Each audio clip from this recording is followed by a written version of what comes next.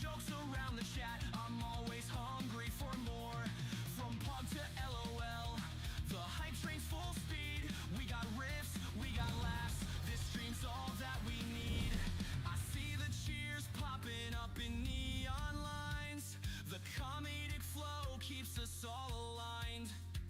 We're dancing on stream, pure endorphin fix. In this bright pop punk tune, we can't resist. Hey! Confetti's raining down with every brand new sub. Hey! The chat is wild and rowdy, and I'm soaking up the love. This pop punk joy keeps the vibe so bright. Streaming in the sunshine, living that Twitch life.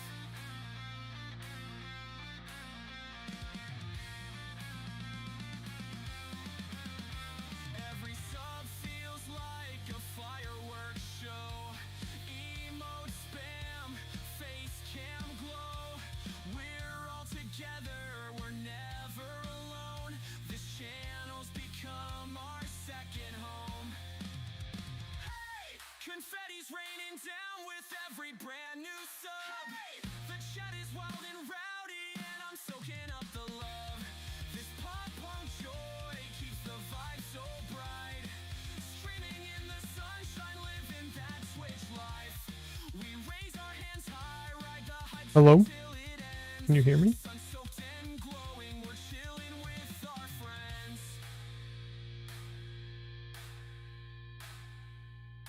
Right. I think my cat turned off my microphone. So that should be fixed now. Hopefully. Feels like I'm maybe a little quieter than usual. I guess we'll see. Hey, Trench. Walking down this crowded street, feel the rhythm of my feet. Works good? Alright, cool.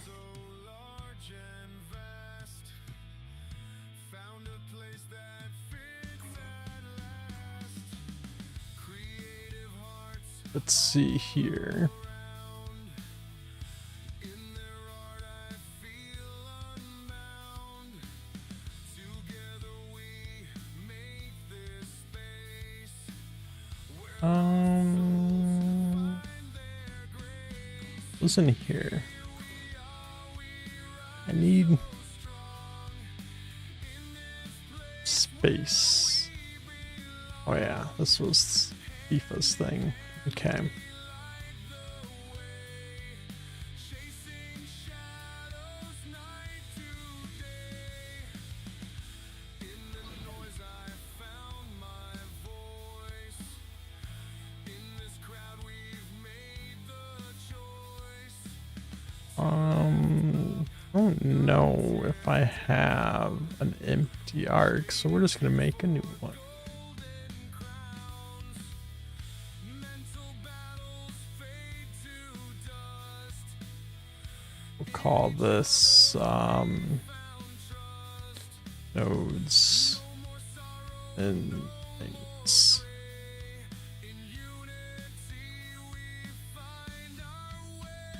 Alright, so hey Nutri. How's it going?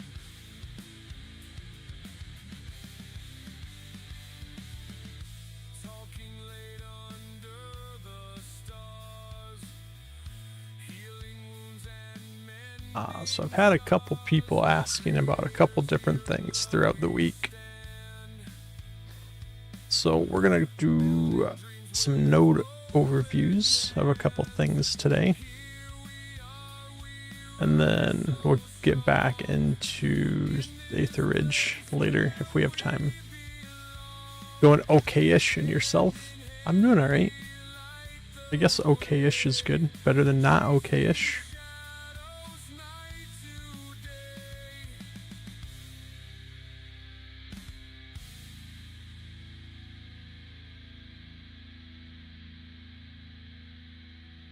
So I know Naya was the one asking about the UI nodes, so we'll wait to go over some of that stuff. Somebody was telling me that blip nodes weren't working.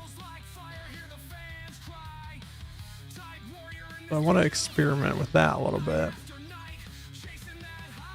In the meantime, because I'm pretty sure they are working.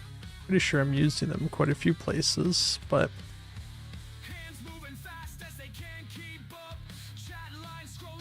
we're just gonna test some things with it real quick. UI shape nodes and such. Yeah, I'll go over those as soon as Naya's here.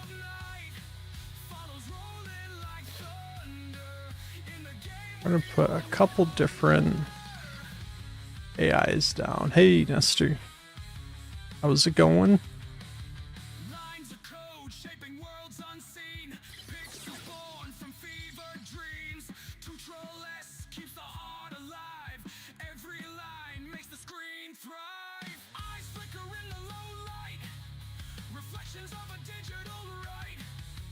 Bit by bit battle the bugs. Crash and burn. Coffee chug. Shearing crowds through the screen. Virtual applause lacks no sheen. Let's do... Don't you this dude me.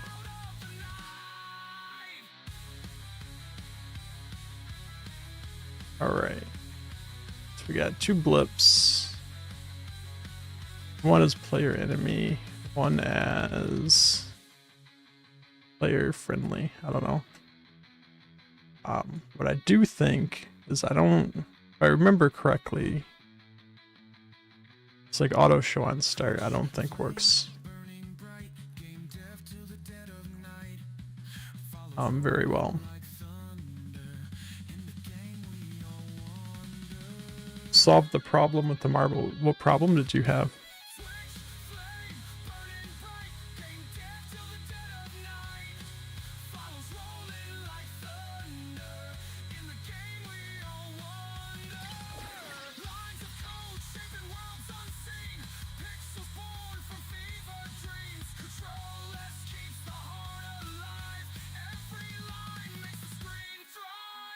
Alright, so interesting.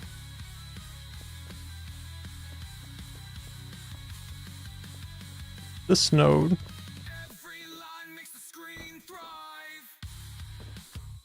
an issue where the rotate node was hitting 100k.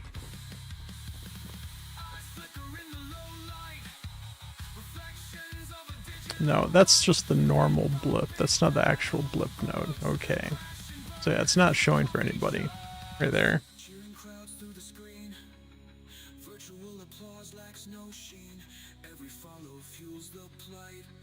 You have to edit remove floor from the maze before adding your own stamps and interesting.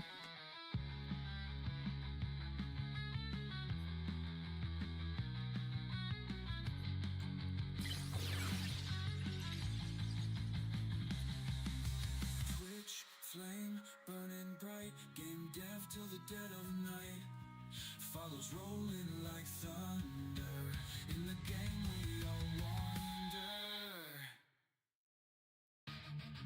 It's good that you guys figured that out. Okay, so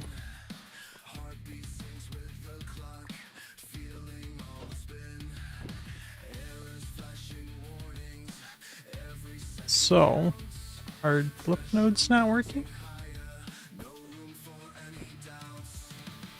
Let's try. Let's put these on objectives.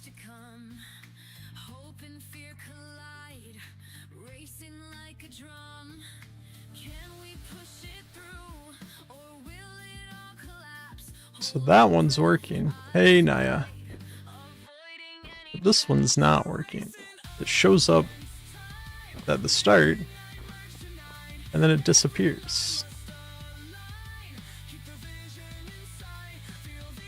So if you watch the mini map right up here, the game starts. There's 2 blips, and then one disappears. which is really strange. Conflict resolutions, battles in the code, merging all the fragments, lightening the load. Then I want to just throw something down here. Some rocks or something.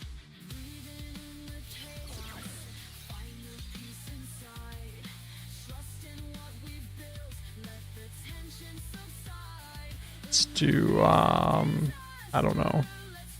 Just anything based friendly, sure.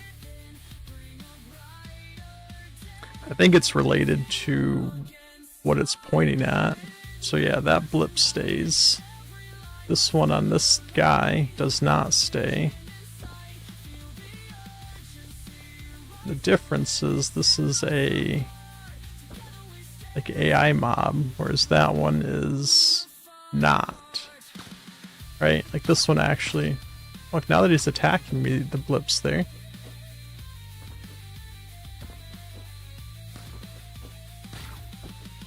Whenever he's attacking me, the blip's there.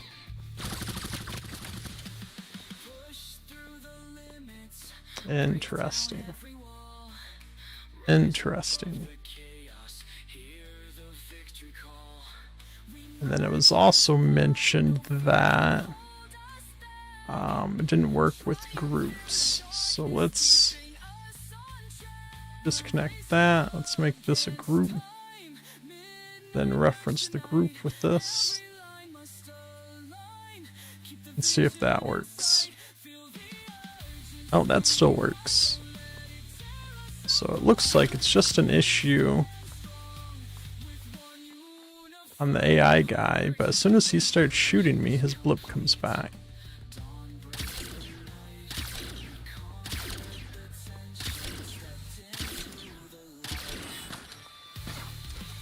So yeah, that's interesting.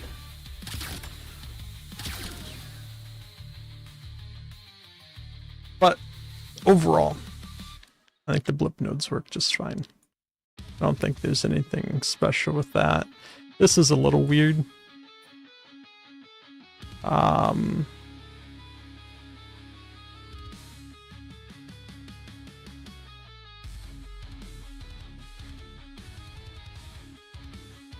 But yeah.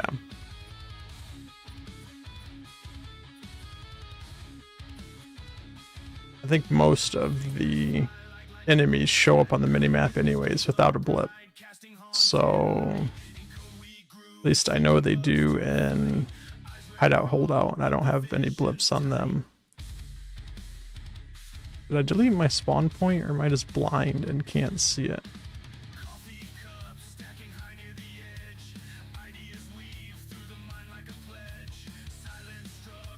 Oh, it's right there.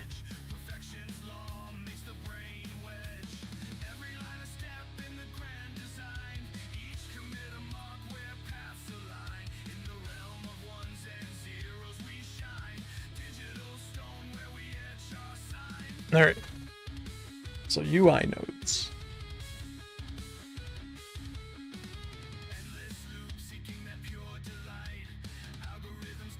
We have 3 UI nodes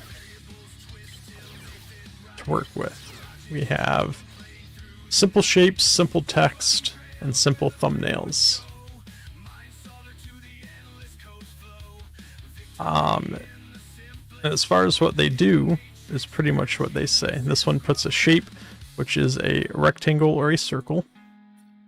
The text lets you put text on the UI, and the thumbnail lets you put thumbnails of gameplay items on the UI. So if I just throw all of these out here without changing anything other than let's do blue key. I don't remember what gameplay item that is. Just hit play. As you can see, you can't see the square because it's behind this big blue key in the middle of the screen, which is in front of the big text that says text. This is just with no editing of the properties. That's what they come up as. So let's, I guess, start easy with the shape. I'll turn the text and the thumbnail off.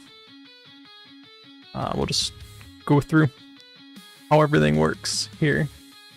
So you can actually see the shape now, so you know what we're working with. Right, I got a white square with a black border in the middle of the screen.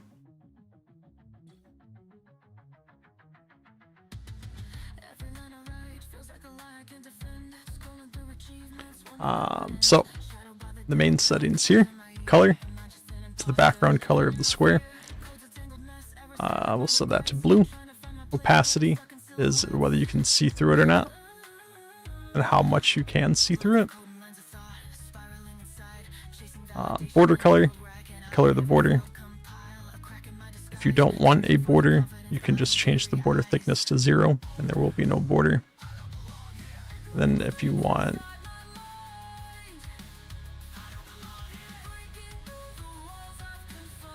setting up your area, nice.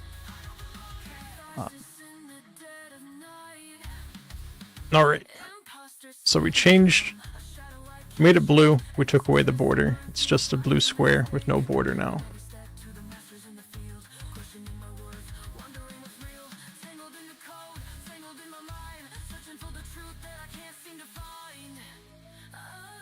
So now, when you the next item here, use custom size. When you check that, you get your size variables up here.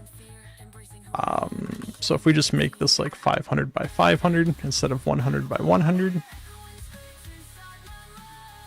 now we get a big square in the middle of the screen. You can see that you can see through it because you can see my character through it.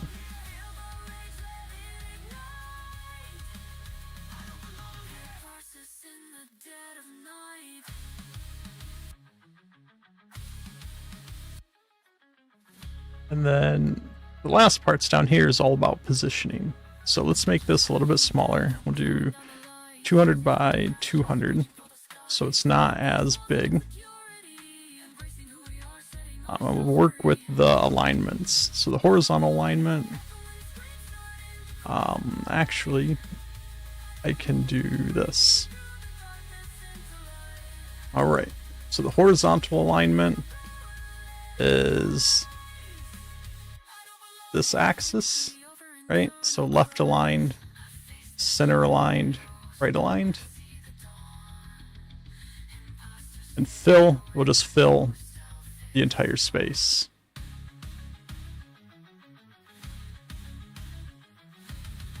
And then vertical alignment is your vertical alignment. So top, middle, bottom, right? So to show all of those, we'll just go through, it by default goes to center, which is why it's dead center in the screen. If I want this like top left, and put this top left, when I go play, that blue square is going to be up here at the top left of the screen.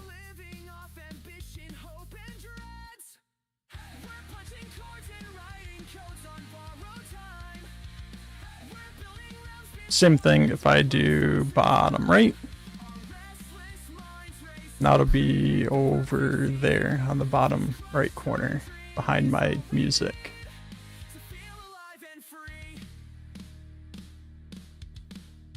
So that just gets you kind of a basic area of where that square is going to show up.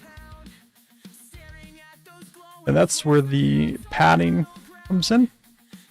So you have your left, right, top, and bottom padding. So if we put this back to top left, but we don't want it all the way up in the corner, right? We want it some, say we want it kind of like here, right? So we don't want it all the way up here in the corner. We want to give it some space. So we know it's top left. So we just got to give it some top padding, which is this space here. And then some left padding is this space here.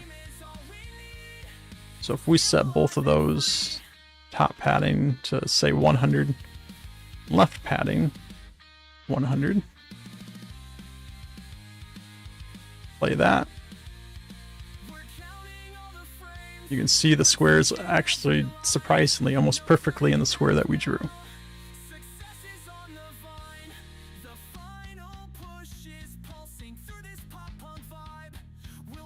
Now, the one thing I have not figured out yet is what these units are. I don't think these are pixels. I don't think that gap is 100 pixels from here to here and from here to here. Or maybe it is. I don't really have a good way to measure that. But it's 100 screen units, whatever units they're using to measure the width of the screen. I've also not tested this on, it might be pixels. Just seems like that's more than 100 pixels to me. That gap up there feels to me like it's more than 100 pixels. But I could be wrong.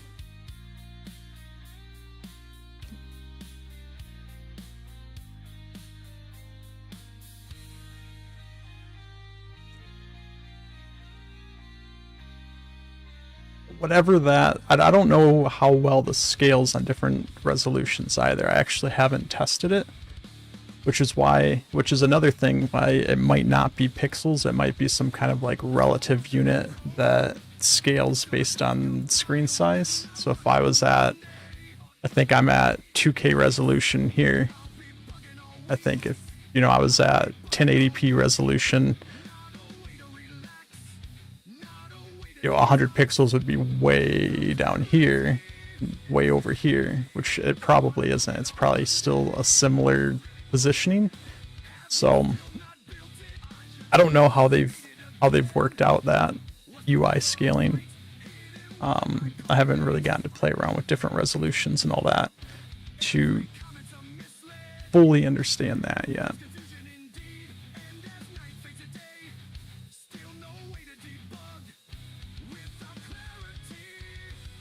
So that's kind of the gist of the positioning for the shapes. Now you can get creative with some of these shapes if you want to spend a lot of time working with them, right? So if I add a second shape, I make this one a circle, which is 200 by 200, but then I give it an extra 100 left padding.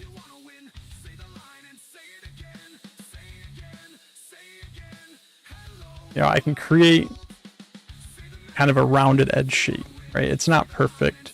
If I tweaked the opacity, you wouldn't be able to see the rest of the circle in there. So you can kind of piecemeal squares and circles together to create things.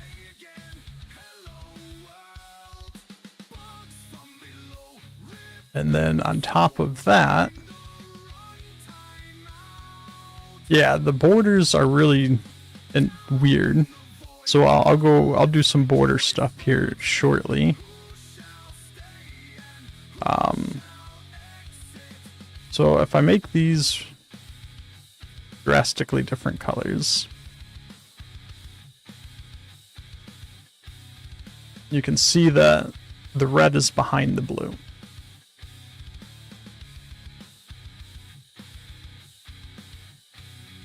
You can adjust that with the draw order property.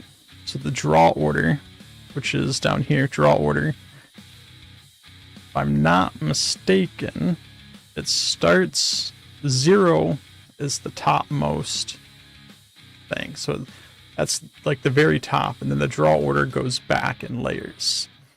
So if I have the red one at draw order 0 and the blue square at draw order 1, that should push the square behind the circle.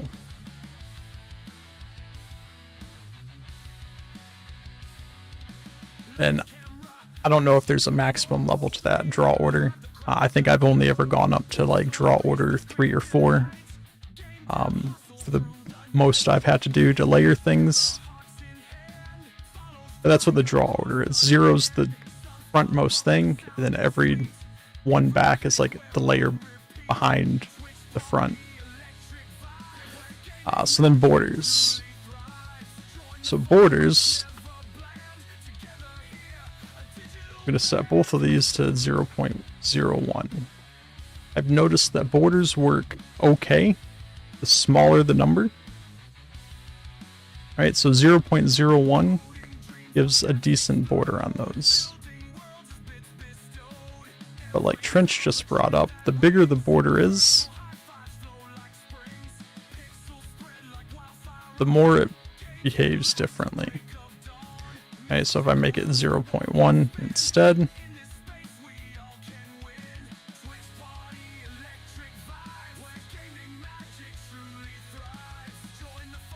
that also doesn't look too bad, but my shapes are symmetric. That's when you get these non-symmetric shapes that it starts throwing off. So if I just turn this guy off and I make this 400 by 200 with that same border, the border on the sides is bigger than the border on the top.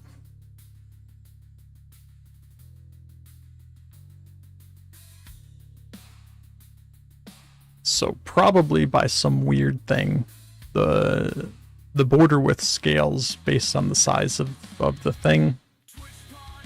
Because it's a wider square, the borders on the sides have wider borders.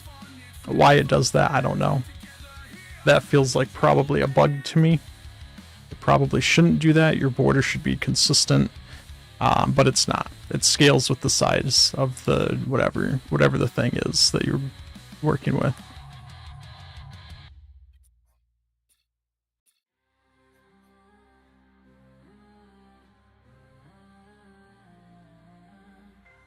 So that's kind of the gist of the UI shape node. So you can do squares, you can do circles, you can piecemeal squares and circles together to create some custom shapes if you want. But now we'll work with the text node. We'll go over some of these properties. As far as the positioning works almost exactly the same. But we'll dive into, I think the positioning for all of these kind of work the same, but we'll go through all of that as well. So as you can see here, we just got the word text. Stretches across the whole screen.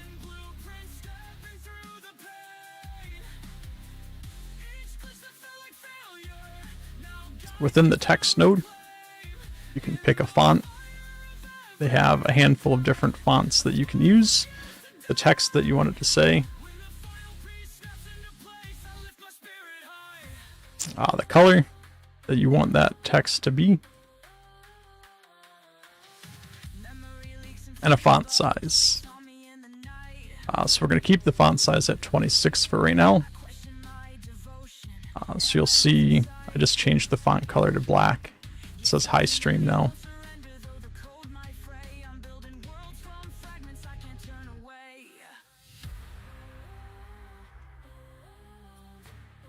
Now the important things are, you have your extend mode, fill X, fill Y, fit, and none. Fill X is going to stretch the entire width of the X axis. Fill Y is going to stretch the entire width of the Y axis. I think some of these are intended for in the future when you can nest UI nodes inside other UI nodes. You can have them fill the space given there. But they just didn't implement that part. At least that's what my feeling is on how these things would be used.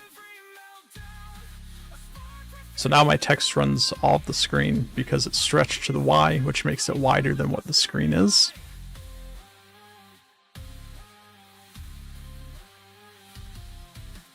For fit, I'm pretty sure it's just gonna make it whatever size fits within the screen, which pretty much for longer text is the same as fill X, and probably for shorter text it's the same as fill Y.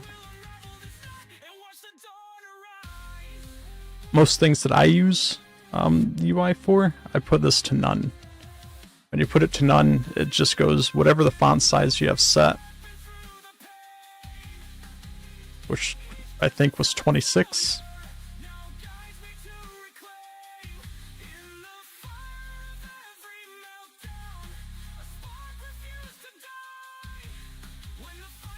Then you have your left, center, and your right justification, which is just whether the text is left justified, right justified, or center justified. I will say that I don't feel like this value actually does anything.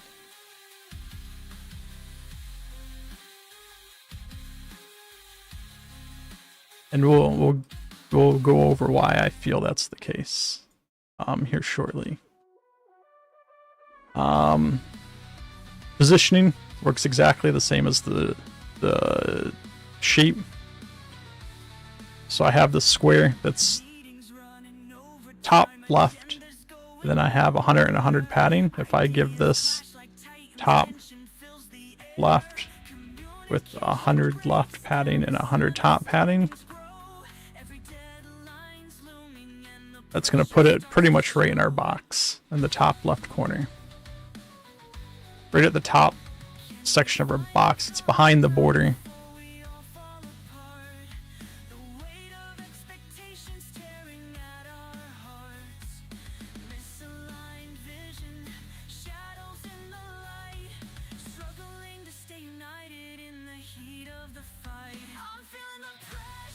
So with a little finagling, you can get that. We take this down to like 150 and left 150. You can get the text right inside the box. Depending on how big or small the boxes that you're working with are, it might take a little bit of tweaking to get it exactly where you want it. But the positioning works exactly the same. Yeah, it takes a little bit of tinkering, and this is why when these first came out, pretty much everybody was saying we need a preview mode.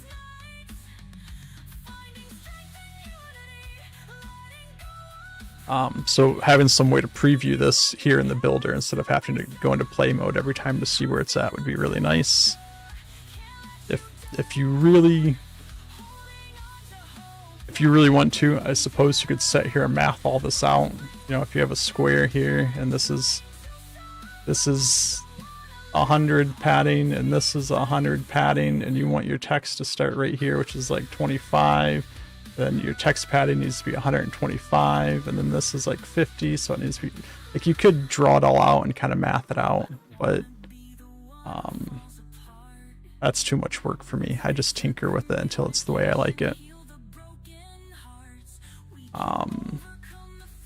The one thing that is kind of annoying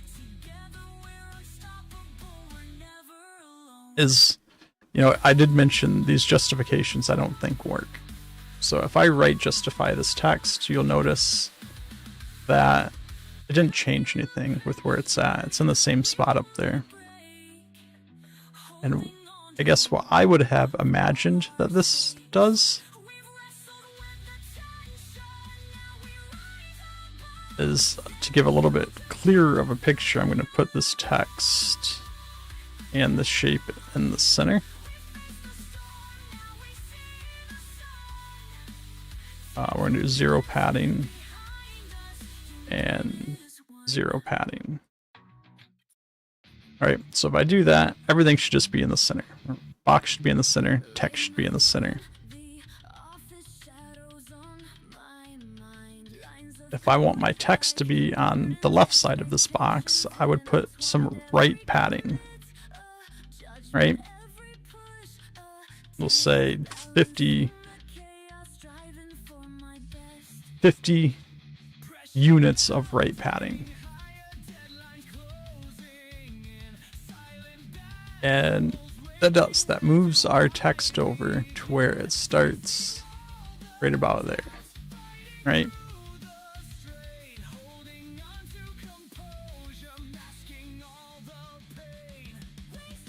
Now if I come in here and change this text, just say hi, you can see the text isn't over here anymore. Not, I don't know if you can see it's not over here anymore, it's over here. Which you would think if my text was left justified, it would keep the left side of that in the same spot no matter what. But it doesn't.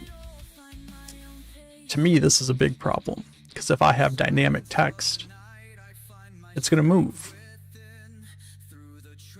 based on what the contents of the text is. So this becomes kind of difficult to manage.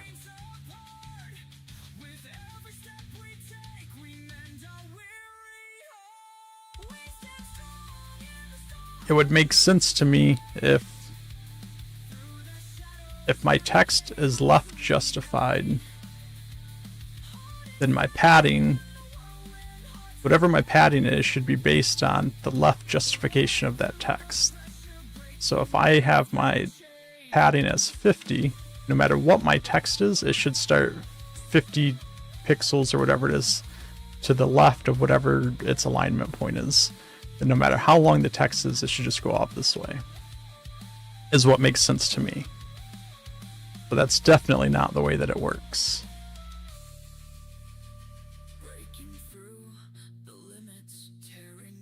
If I go back in here without changing anything else and put this back to saying I stream,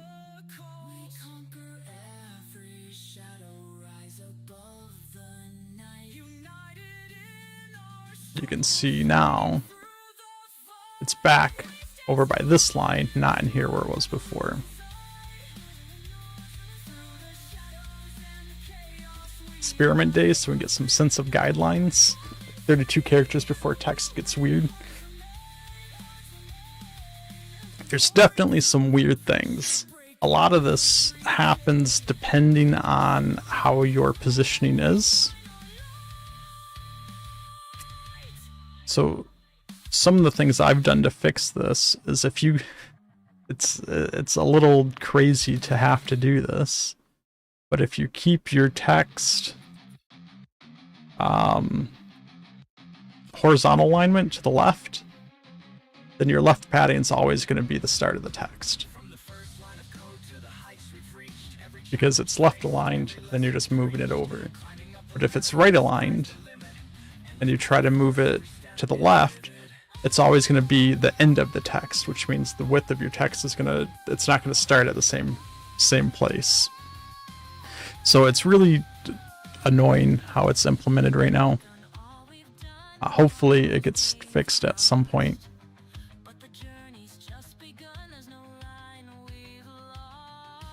If it's just pure static text that you're showing, then align it however you want. It only becomes an issue if you're trying to do dynamic text, where you can have multiple values.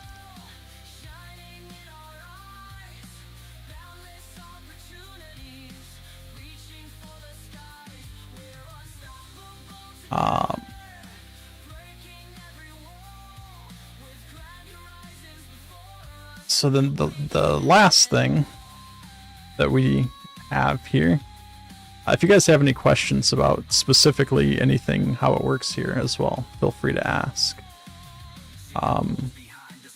The thumbnail UI node works exactly the same as the shape UI node, except it will display a thumbnail of a gameplay item, right? So these are all the gameplay items I've created. It does look like it shows your arcs in here too, which is interesting. So if I select like Aether Ridge in here and hit play, it's going to show... Oh, I didn't turn it on. It helps if I turn the node on. Let's turn these off. And we'll turn this one on. You can show thumbnails of arcs, right? So that's the thumbnail for Aether Ridge, the old Aether Ridge. If I were to change this to a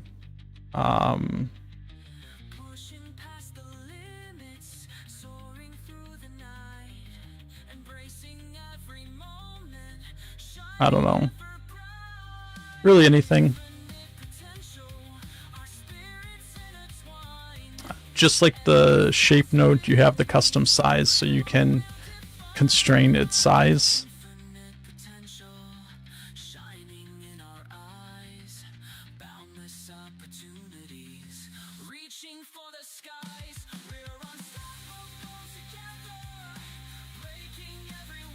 Alright, so now I got the blue key card just kind of in the middle of my screen. This here is nice for a couple things. So in Aether Ridge, we kind of built a custom inventory UI view. We'd use gameplay items to show items in an inventory. So that's one nice feature.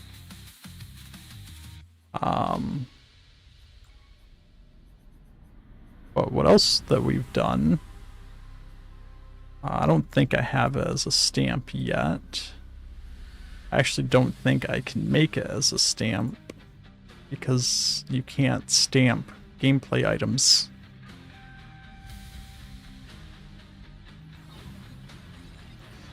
But if we go into Aether Ridge real quick.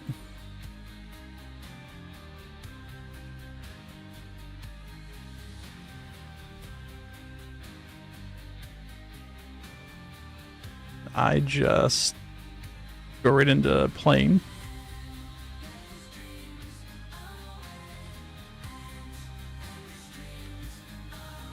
The borders around the dialogue here are thumbnails. So you can use thumbnails to create more custom layout UI things, right?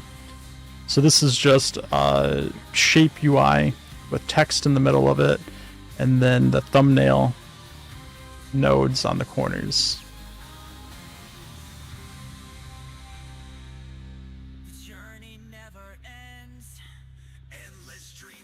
So that's where the thumbnail UIs get kind of a little more neat, is you can build something in the game, create a gameplay item of that, and then use that to build your UI.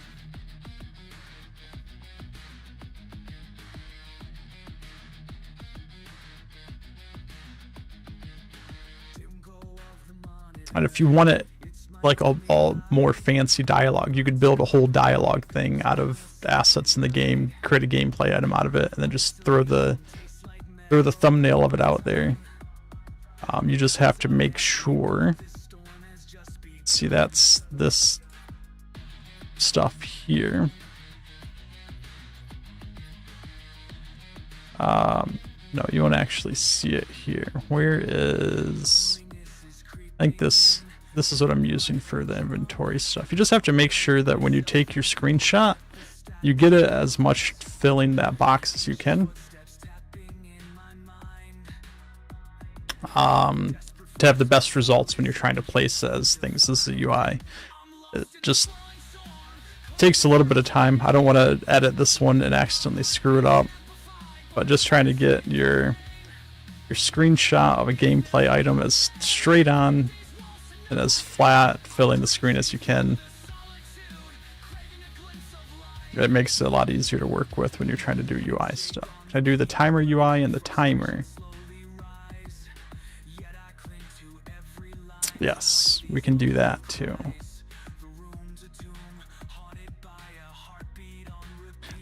But I think that is, at least currently, the neatest use of the thumbnail UI, is basically creating custom UI shapes.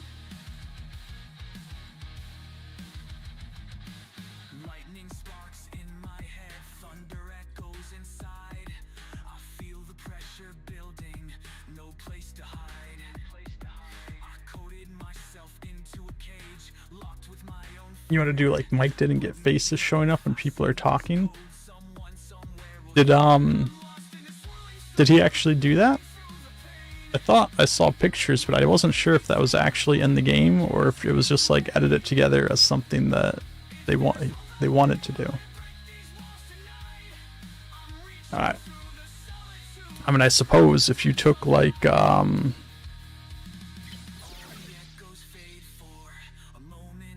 person,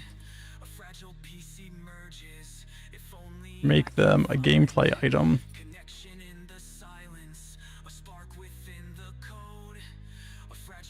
and do something like that, and then throw that on the UI. You could just throw that somewhere on the UI as that person's talking. So yeah, I mean, perfectly doable, I think. You accused him of that once and he won't let it go. So yeah, you said timer UI. So let's make sure all of this stuff. I don't know what happened to the thumbnail UI thing that was here. Must have accidentally deleted it. That's okay. We're gonna delete that stuff anyways. You said timer node, timer UI node.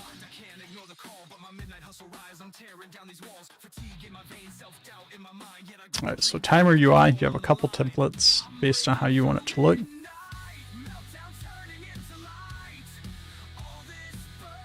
And what you need to do on the timer node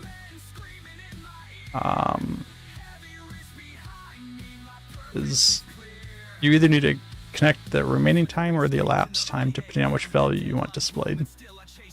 And on remaining time updated, refresh screen. That one's important. Usually I set this to show as well, just so anytime the timer starts, it shows the UI, and then on stop, you can either hide it, or if you want it to stay at whatever it stopped at, you don't have to hide it. And we'll just do a quick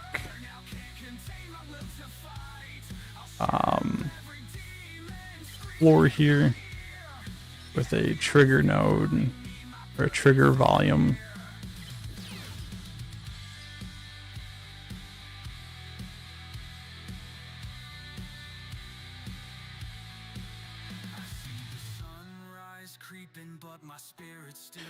On enter, we'll start the timer. And on exit, we'll stop the timer.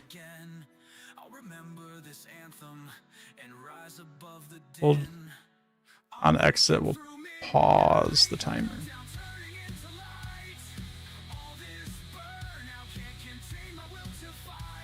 Missing string table entry, interesting.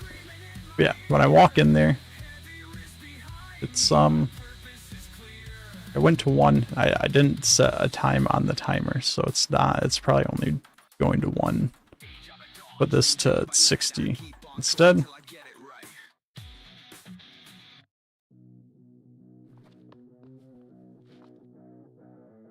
Now you can see it just counts down from a minute.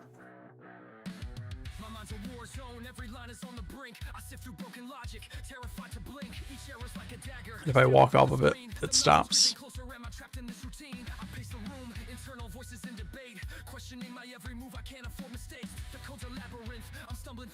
And then there's a couple different templates for it. So if you just put it on minutes and seconds, it looks a little bit better.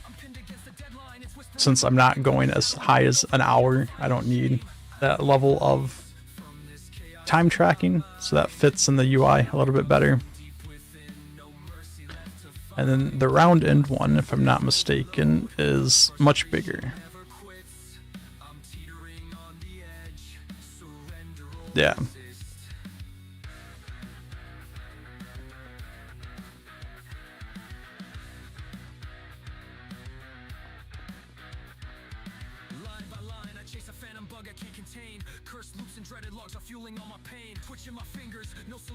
So yeah, the important thing is that refresh screen has to happen, and that's true with all of anything in the UI. So all of these guys too have a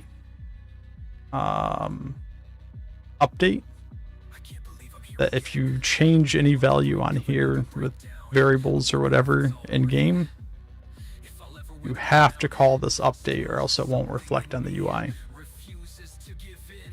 There must be a resolution somewhere in this code I'm in. I need release from this chaos in my mind. A shout erupts from deep within. No So, left to find. are there any other nodes you guys want me to go over real quick? Frustration never quits. I'm teetering on I guess I can clear these drawings off the screen. I forgot they were there. let the meltdown own me, even though it's fierce. I'll tear through every obstacle, cut through every fear. Cause once the fix appears, I'll feel the chains unwind. I'll emerge from the darkness. You know, you should be able to press X to exit, I thought. Scream that breaks the tension, no regrets left behind. I'll fight through every line till the path is in my sight. And when I conquer this beast, at last I thought that was one of the things that is showing on the UI. R for reset and X for exit.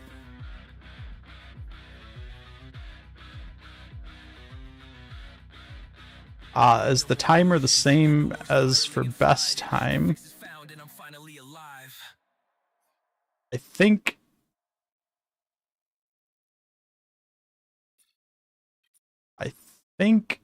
for things like best time with races, and this is going to be a part I'm not super familiar with. I've not done any racetracks or anything yet at all. But I think there is a separate timer for races. Of code, but something's always wrong. Missing brackets, stray semicolons all night. You said you can only exit before you complete it. If I press X, I can leave. In the darkness, nowhere left to hide. If I complete it, and it resets, I press X, it still lets me out. So you're saying it doesn't let you out after you complete it?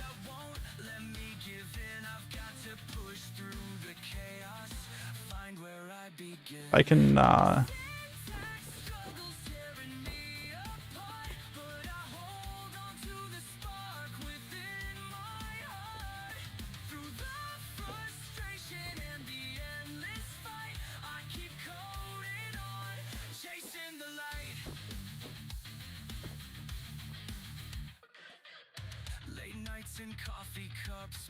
trials and challenges.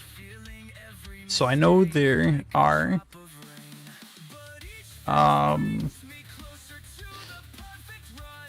guess let's look.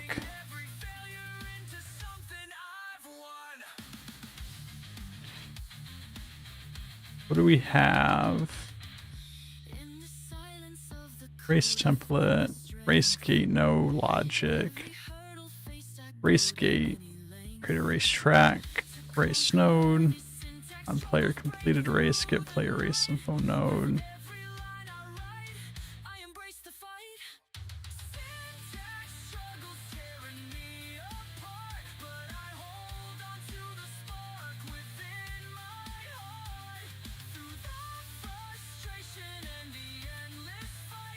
We do a race node.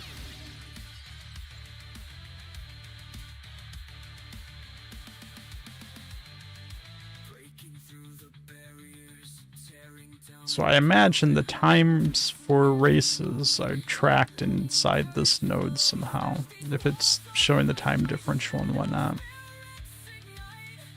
The show race UI, which it doesn't look like.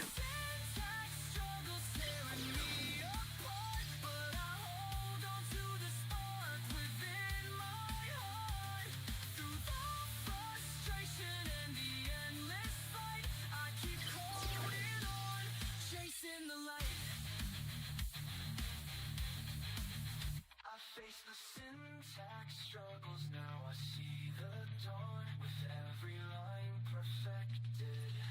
A new day's begun. So I would definitely have to play around with racetracks more to know about that. If you want times for trials and challenges that are outside of racing, I don't see any reason you can't use the timer UI node, or just a timer in general, to time somebody. The only problem is you don't get milliseconds on that time node. So if you care about like time trials down to milliseconds, it doesn't support it.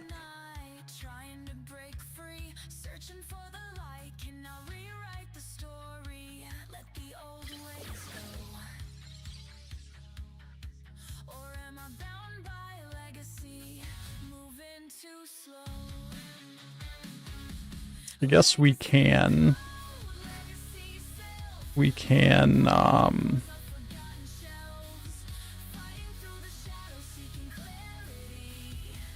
remaining time. Is this a number?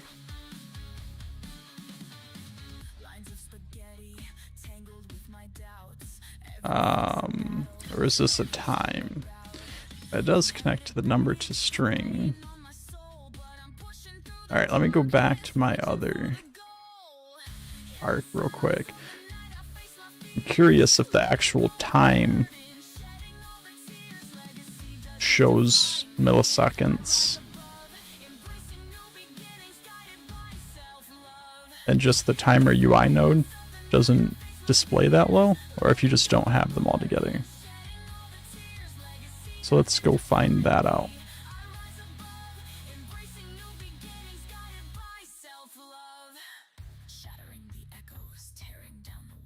Let's get rid of this timer UI node. Let's get a number to string. Get rid of this simple shape. Just use a simple text UI node. Center. None. Remaining time to here. And on remaining time update.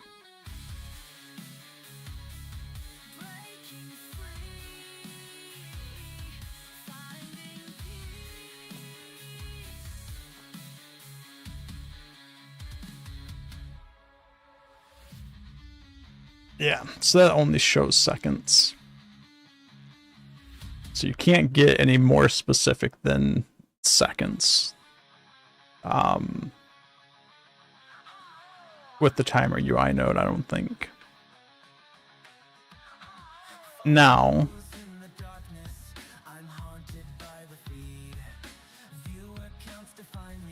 you may be able to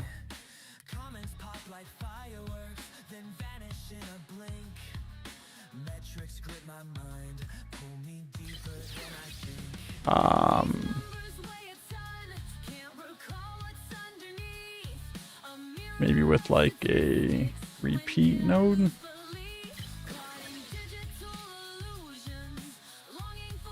Repeat infinitely, repeat delay 0.1.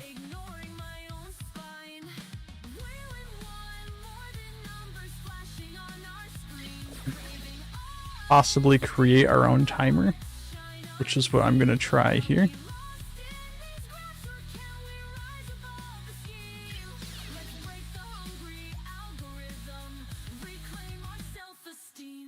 This goes into here, this goes into here, this goes into here, this goes into here, this updates that.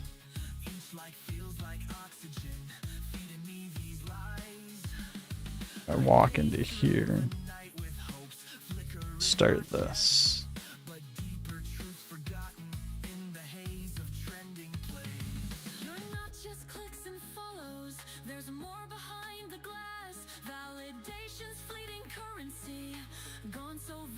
So if I did that,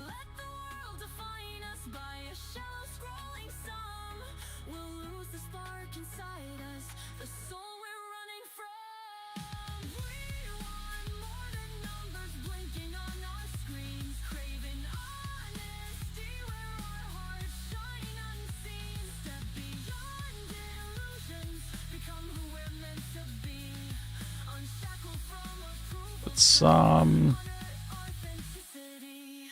I see the stress behind your eyes, the emptiness that grows, shadows of your worth hide in data's ebb and flow. let's do the same thing here. We'll start this timer. Put this to 60. Do a lapse time and on time remaining update. We'll show that. And then we're going to give this bottom padding of 50. We put it above the other one. I just want to see if they stay in sync.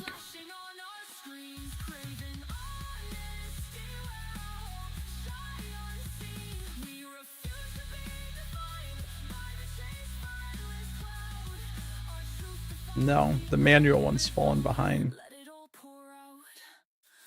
Close your eyes. You are more than stats. Hear your heartbeat. Let it guide you back.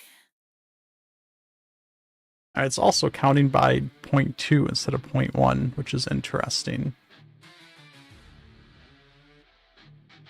Which means that iterating this repeat node at 0.1 is too fast for it to handle. So if it's going to count by 0.2, I just have it add 0.2.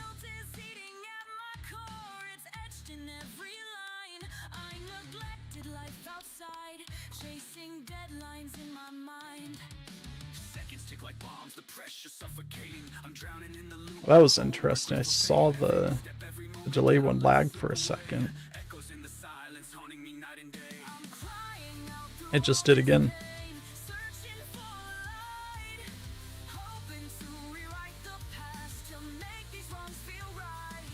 So that's interesting. I mean, I guess in theory you could create your own timer. I just don't know. Here's an interesting test.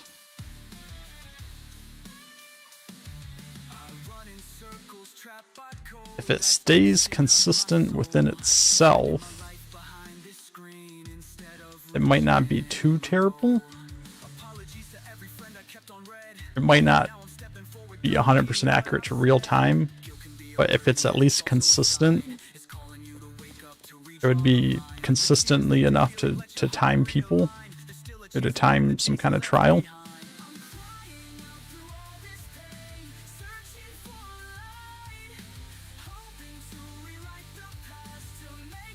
It's called theft time. So you could do something maybe like that to get a little bit finer time values. Which now I'm curious if I take a timer UI node and feed one of these into this, put this on minutes and seconds.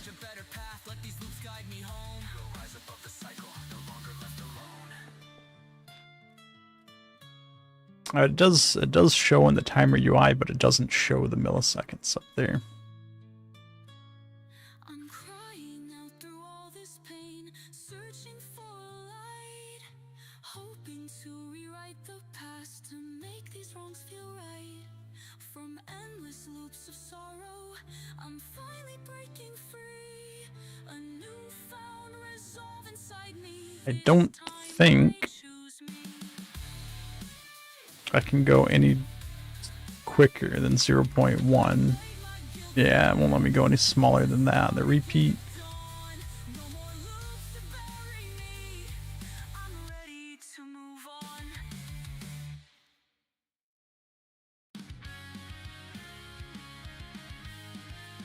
One more thing I want to test here. Instead of a repeat node, I use a delay node. There's delays I guess I can't go smaller than 0.1. I thought I could.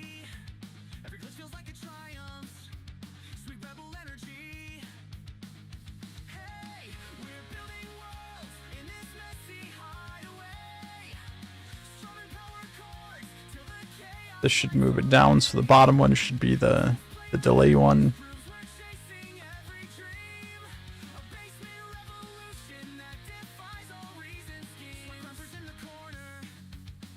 Yeah, and that's just going, well, hold on. I have the delay on 0.1, but I'm adding 0.2. So let's fix that.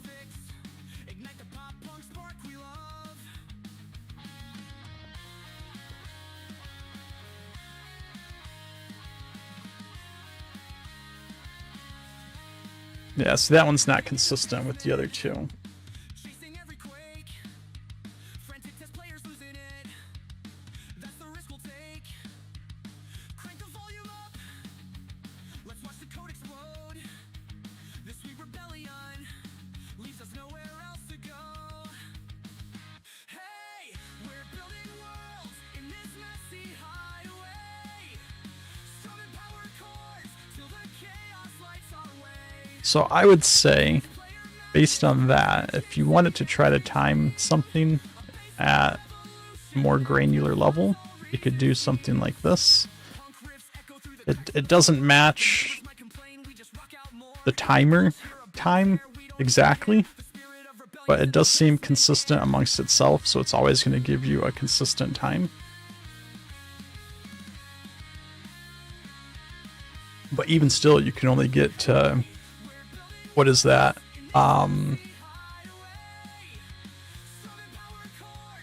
200 milliseconds, intervals of 200 milliseconds. And then on top of that, I didn't even test this, but if I go into multiplayer,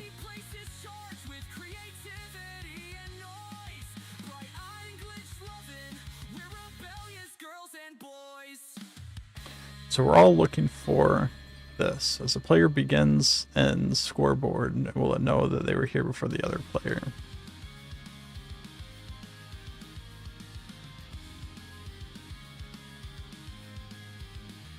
Battered laptops shoved in backpacks, lunch breaks on the run. Sneaking into the computer lab, our code battles just for fun. Keyboards clacking in a rhythm, jokes scrawled on the walls. We're chasing tiny breakthroughs down these echoing high school halls. So if I We're gonna code our dreams unbreakable. am understanding what you're looking for correctly, Pranks and glitches shining like our art. Though the screens are um, and time's moving fast, we'll hold these memories tight, these coding dreams will last. Random bits of brilliance in the middle of the night, huddled round a single screen, we're glowing. if I were to put something like this, and then something over here, and just say like, Club became our secret band of friends. We scribble code like diaries, forging our own way. Rewinding lines and errors, we'll fix them all someday. And in each I don't know what there's a spark that keeps us strong. A faith that a half wall is called. Are they a fence maybe? Hey, we're gonna code our dreams unbreakable at heart. Remember silly pranks and glitches shining like our art. Though the screens are cracked and time's moving fast, we'll hold these memories tight, these coding dreams will last. Now we're older, but these moments still ignite our souls. The battered laptops, the laughter, the stories we told. Every snippet of code still glimmers in our mind. A testament to how we never left that spark behind. Now we're older, but these moments still ignite our souls. The battered laptops, the laughter, the stories we told. Every snippet of code still glimmers in our mind. A testament to how we never left that spark behind. Hey, Something like this. our dreams unbreakable at heart. Remember silly pranks and glitches shining like With a start point, though the screens are cracked and time's moving fast, we'll hold these memories tight, these coding dreams will last. Our high school hallways fade, but our future's burning bright. and an endpoint. Like we did late every night.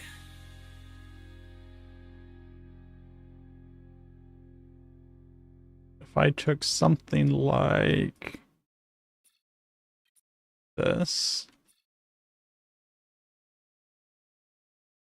then let's just kind of delete all of this for now. My sink is overflowing, got no time to scrub a dish. I'd rather slay a dragon made of code than grant one grown-up wish. Pizza crust is ancient, but I'm lost in epic quest. My chores can wait another day, I'm sure they'll pass the test. Hey, I'm chasing pixel glory, forget that laundry pile. On enter, activate that. On enter, activate this.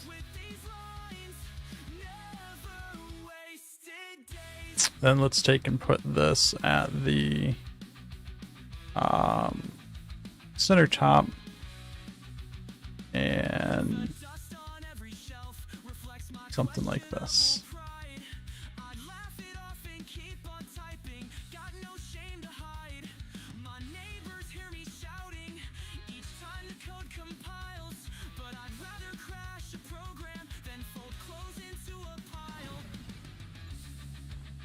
Then if I run this,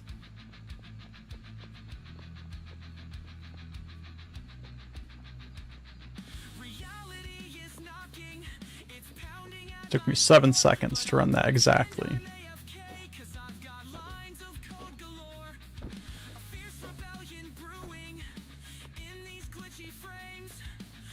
Right, so that gives me the ability to time doing something. I suppose if I don't need it at the millisecond level at all, I could just use a timer for this. I don't know how that worked out to be exactly 7 seconds, but it did.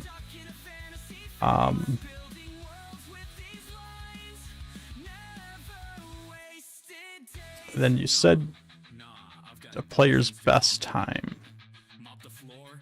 Why bother? I'm a digital rocker. These chores can sit and wait while I So what I can do, this self-deprecating madness keeps me feeling so alive. player current time, Forget that laundry pile. Time spent player best time. These are going to both be per player advanced variables. This number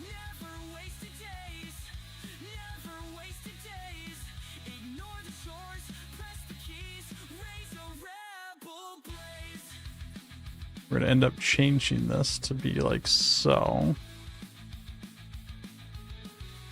Get value.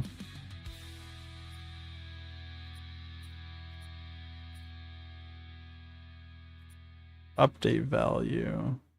And on value updated, update this, the outputted number.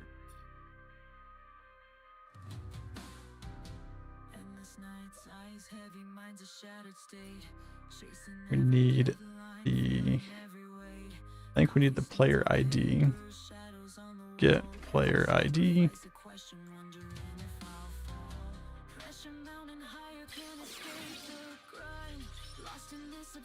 Piece I cannot find. Every step I take, another piece breaks free. Burnout's closing in, consuming. On get player ID, this player ID can feed here. This player ID can feed there.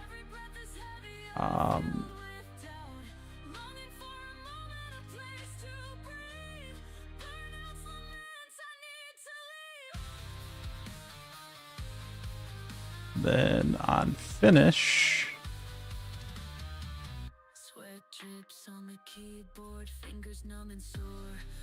let's do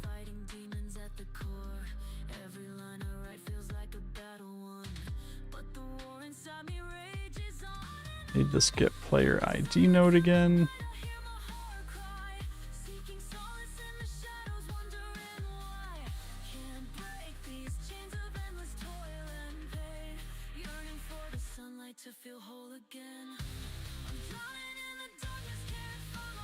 Get this value. Player best time.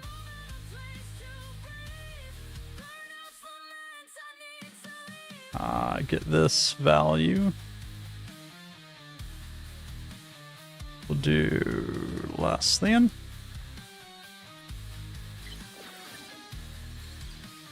If the new time is less than the current best time, we can just make the default value for the player best time like an incredibly large number, just so that always works and I don't have to deal with it not being set.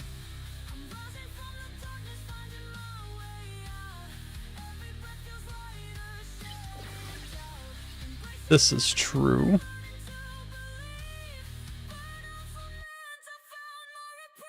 Then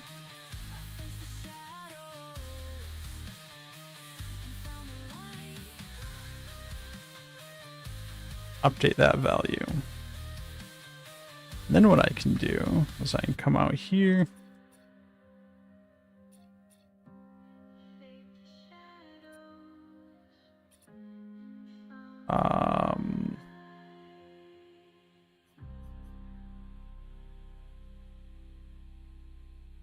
Receive notification on value updated. Update this guy. We're going to put this one over here on the right.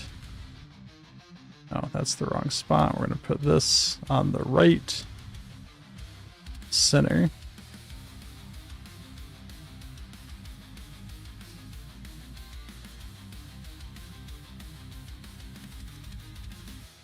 And we're going to keep this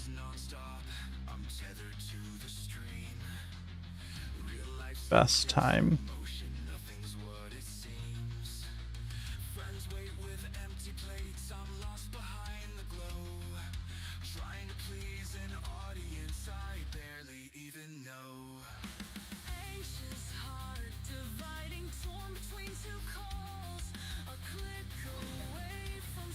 Alright, so best time over there on the right. If I run this, the time at the top, it's timing it.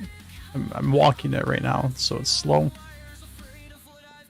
Finish it, and it did not update my best time. So I must have missed something here, which is probably on get value. I'm not activating this.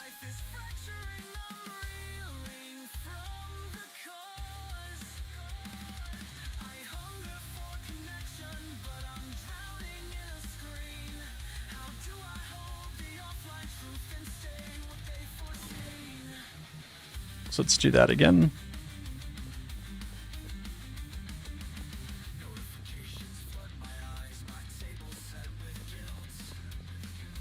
Now it updated my best time over there on the right.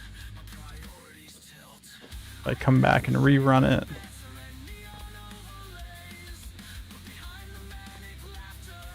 Oh, I don't have it resetting the time in between, but when I get here to the end, it's at 16.8. Does not update my best time. Let's get this to reset.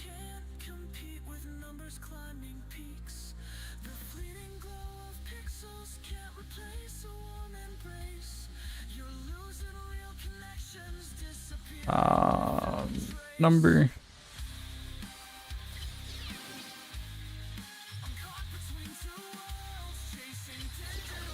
Leave this at 0. Update value.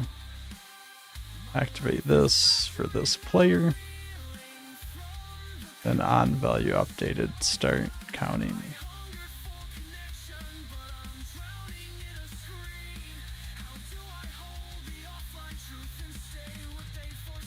And you could change these advanced variables to be online instead of offline, and it would persist through sessions as well. I'm not currently doing that.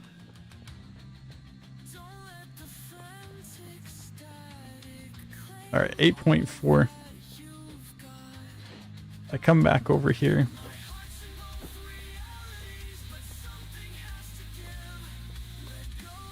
Starts over when I go in.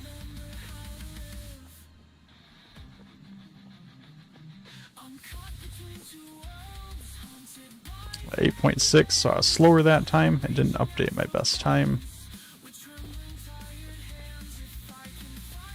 Now if I come and sprint through,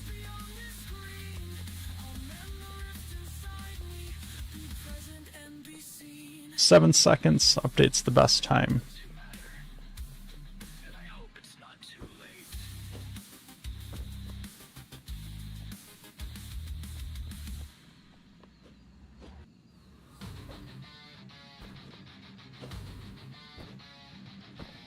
"5.6" updates the best time. So something like that would work. If you don't care about the milliseconds, if you only care about the second level, you could just do it with a timer and do a very similar thing. Lines of code reflect the state inside my head. Each function calls for balance where my thoughts have fled. Reorganizing systems, both So just a quick overview of what that's doing is on start, getting the player ID, setting the current time to 0. I'm turning on a repeat node because for whatever reason repeat nodes can't be stopped once you activate them, but if you use an on-off node you can turn them on and off.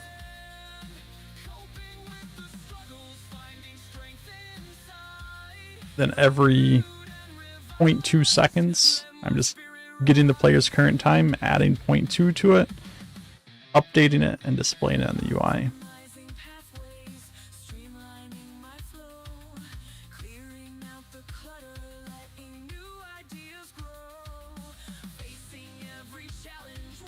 Then when you reach the end, I turn off the repeat node so it stops counting.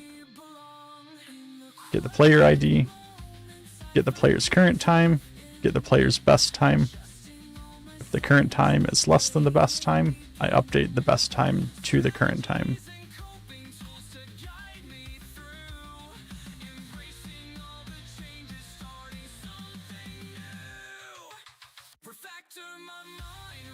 So that would give you a very basic timing system, I guess. I don't have any more water. I just finished it.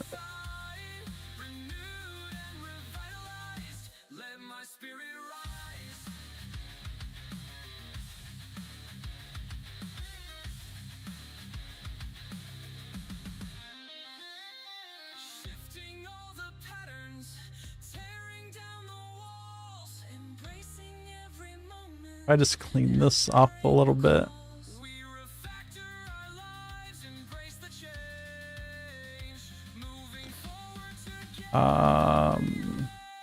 And then yeah, this is just displaying the best time UI. What I don't know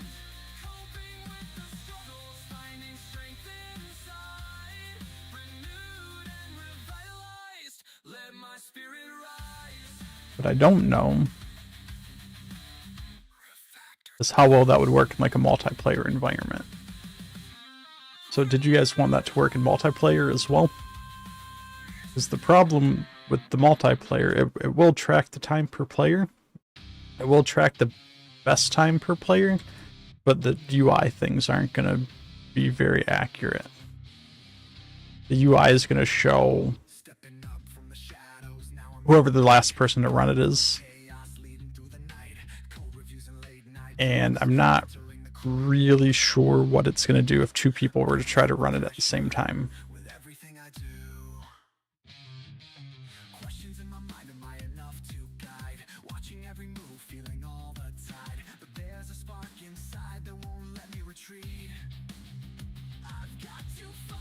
So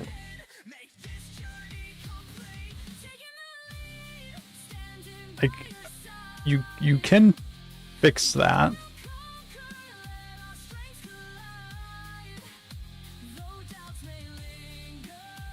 The lobby when waiting for friends shows highest score.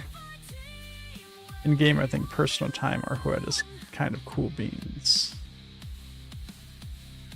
So it's definitely possible to do.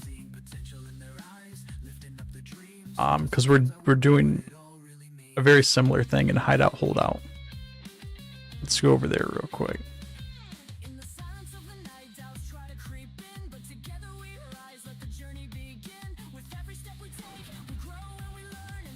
Not so much with timers, but with showing different UI things for each player.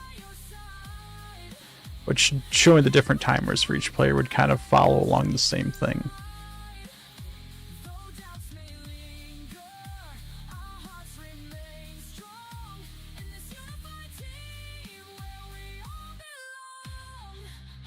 So just real quick, let's jump in and play it. Rising above the fears, tearing down the walls, embracing every challenge, answering the calls. We lead with courage, united we stand. So down here we have the ammo count, which is unique to you. I actually think that's the only thing that's different in here right now. The ammo is unique to you, and that's always on the screen for everybody. The workbench is unique to you, sort of, in that whatever upgrades I do, right? So if I do my damage upgrade to 6% damage increase, then I go back into here, it's showing my values. If somebody else was in here and they were to go up to the workbench, it would show their values. But there's a very specific reason why I have it set up so only one person can use the workbench at a time. And that's because the values would be intertwined. And I didn't, it's a lot of work to do the UI like that in a way that supports people doing it all the time. Like the ammo down here, so my ammo box down here, since this map is capped at 4 players, I just have 4 different instances of that UI, one for each player, and just toggle that which one to show on for each player. Which is also the same thing I'm doing for, like, I can't really demo it in single player because you can't respawn in single player. But you'll see this, how I have the NPC show up waving to come revive the person.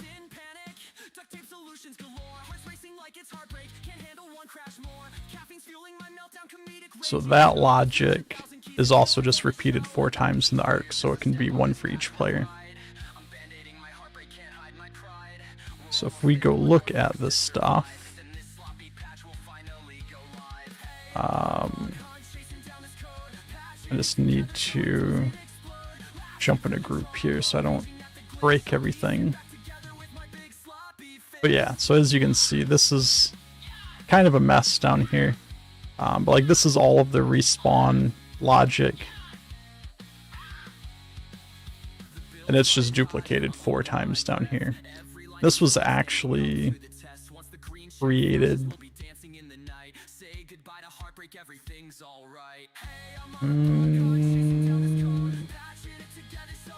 this was created a while ago, so like I could have just made this a stamp and just duplicated the stamp, but I didn't do that.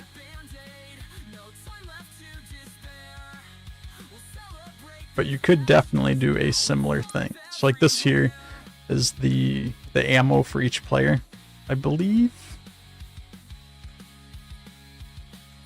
Yeah, so player ammo UI is the group. So each one of these is for each player to show how much ammo each player has. So to do multiplayer UI stuff the way that custom UI stuff is right now, you just have to duplicate your UI stuff for each player. And the UI does have a player ID connection, so you can just show, you know, I can just show these 4 nodes for player 1, these 4 nodes for player 2, these 4 nodes for player 3, and these 4 nodes for player 4. This here is all of the workbench logic, which is why I did not want to duplicate this for all 4 players. This was okay. This is what, 1, 2, 3, 4, 5, 6, 7, 8, 9, 10, 11, 12, 13 nodes. And this here is, I don't even want to count how many nodes.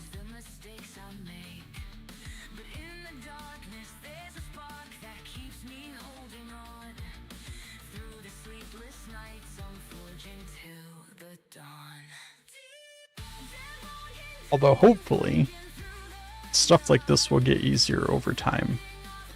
So much of this is just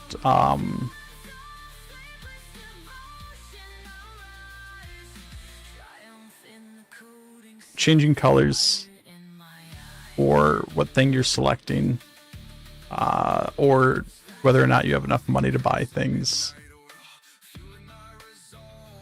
All of this is the math to calculate the different upgrades.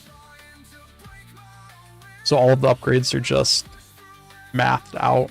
It's like a 2% increase in price for every level. So whatever level you have your damage at is the original 50 credits times whatever level you're at, or plus whatever level you're at times 0.2 or something like that, to gradually increase the value of it as you go. So that's just the math to calculate the 3 different upgrades out. And this is just the logic for purchasing. So just make sure you have enough money. If you do, increases your upgrade value, and then refreshes the whole UI, so it will show the correct things in the correct places. And this here is just I believe this is the weapon purchases. So similar thing, checks to make sure you have enough money, and then adds the item to your inventory. And then refreshes all of the UI. So hopefully that stuff gets easier.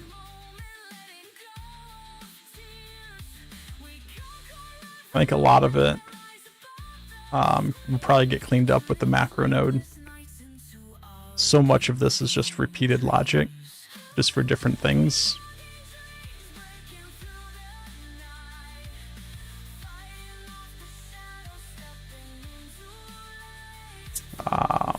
But yeah, hopefully that explains that a little bit better. Or anything multiplayer UI, if you want to show different values to different players, right now you just have to duplicate it in your arc and trigger it per player.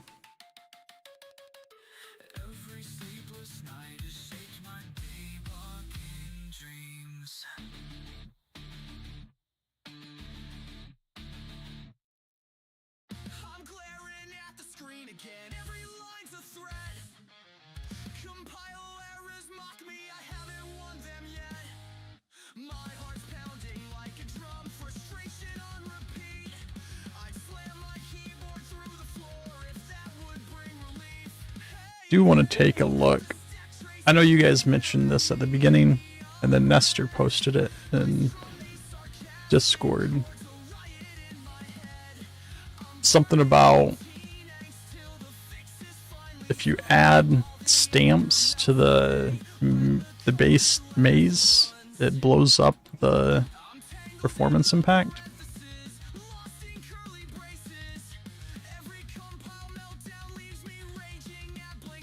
I guess what's going on with that?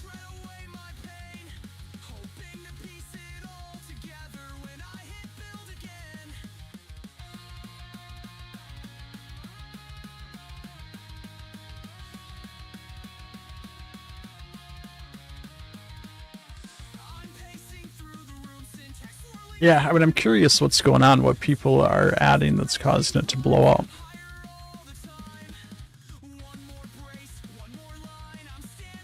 So I know Luigi had that issue, and I had suggested to him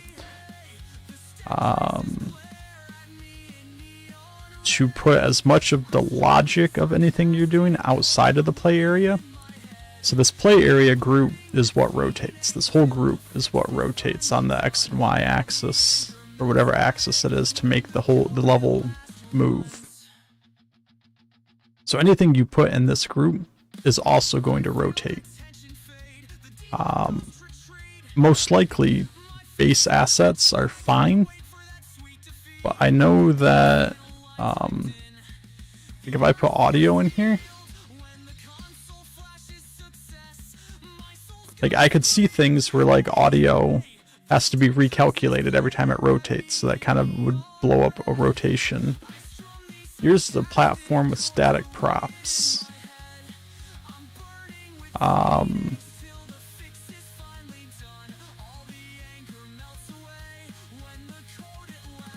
Did you use like a specific platform? I just want to see if I can reproduce the issue here and kind of get an idea of what's going on.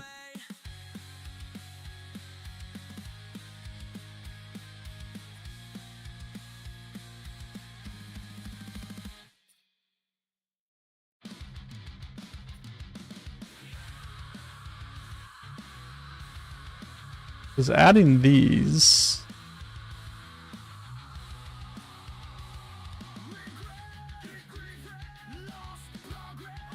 Is that really adding 10,000 performance impact? No. Performance impact score 1. That must be the total for static assets.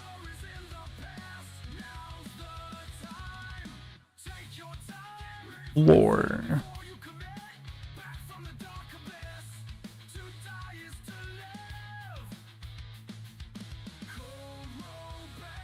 The flat black floor piece, and I tried the checkered board. I tried the grass floor.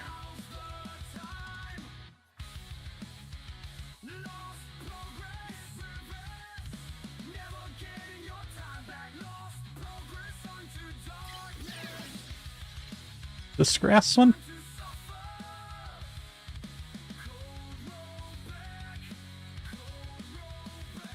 Which one's the checkered board?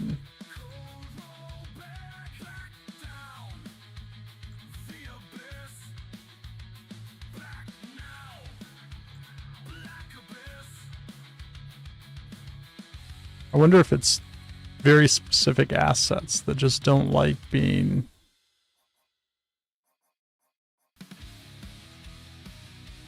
rotated.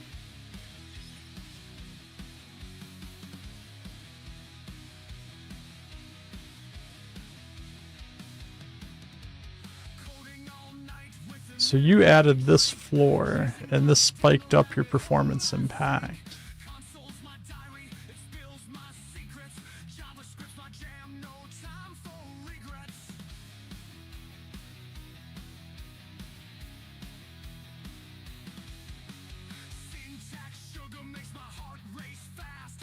Without this, it's not adding a whole lot for me, so that's really weird.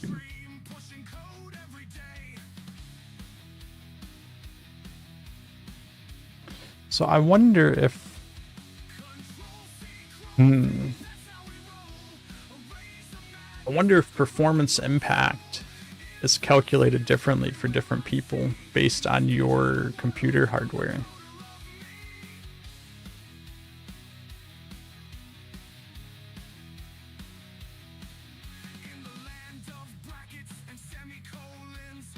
I can test that tomorrow. I can take a screenshot of this right here, give it to myself in Discord, and tomorrow I can go open the same thing in on my laptop, which is quite a bit less powerful than this machine, and see if those numbers are different at all. And that would at least let us know if the values are calculated differently based on different machines.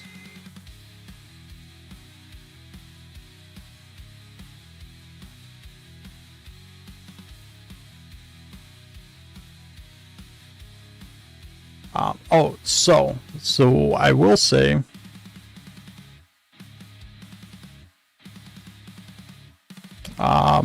if I change this to physics enabled, I was actually expecting that to go up quite a bit more than that, to be honest. I'm surprised that only went up 300 PI. But adding physics enabled to things that are moving, I thought would have affected a lot more.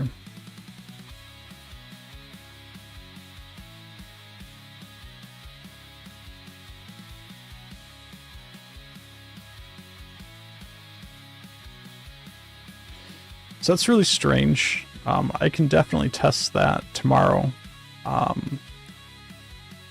Pull it up on my laptop and see if it's different values. That would at least give us an idea of if the PI is calculated differently on different machines. Let me actually get the screenshot of this like this, because this is how I'm going to leave it overnight.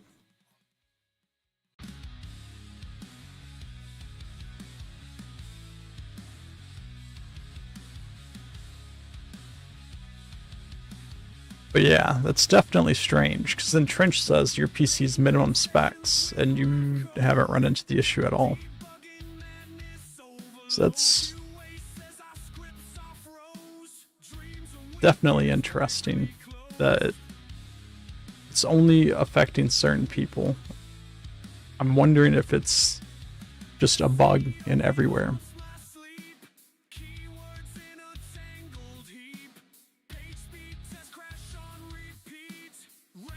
If you want me to try putting your stamp in here right now and see what it does, I can do that right now.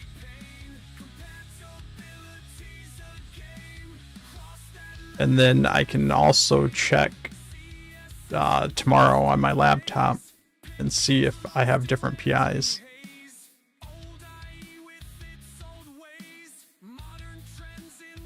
Oh, okay, you just don't want me to do it on stream. Okay.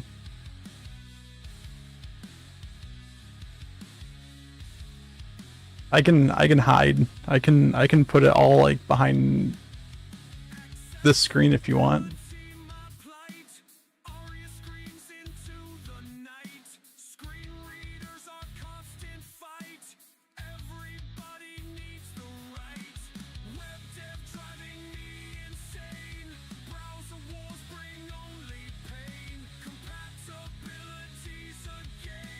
Up to you. I can just hide the stream to grab your stamp, and then you just unpublish it again. Or yeah, I can just try it tomorrow.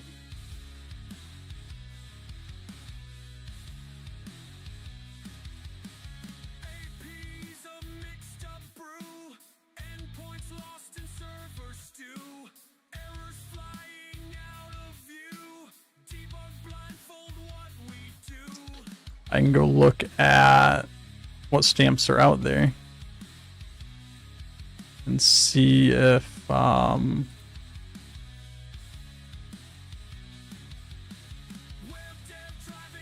public stamps. See if I can find something that looks decently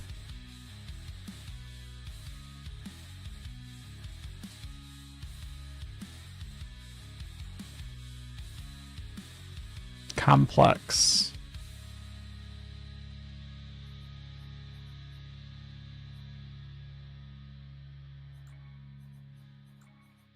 What if we put the Alpha truck in here?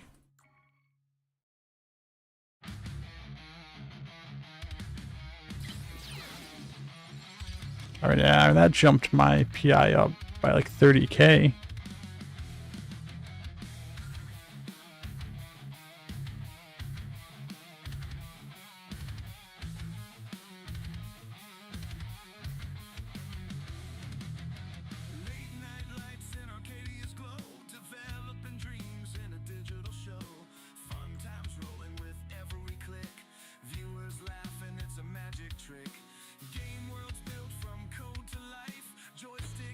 That's at, so yeah, that rotate node is rotating 193 assets, I think is what that means.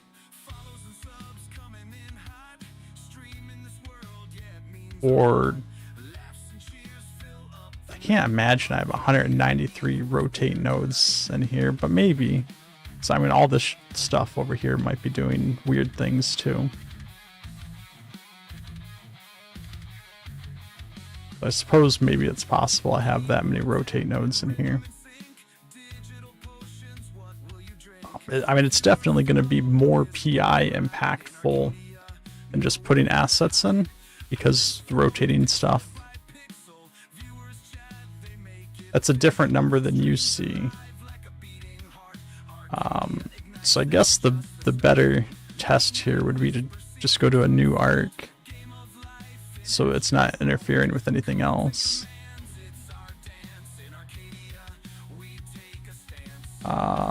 Build new arc.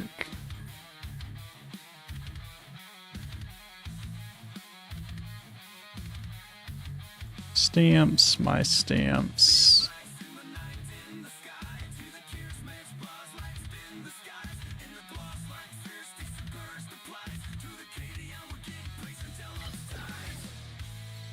Oh, that's not the one. This one. So that gives me a PI of 2k with nothing else in the arc. Just this.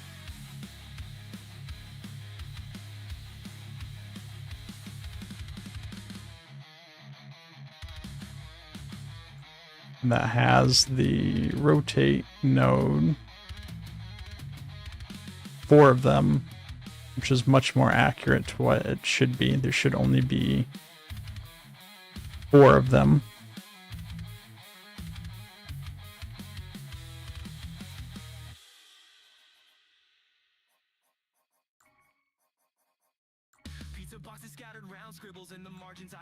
And if I go back here and grab the alpha truck again,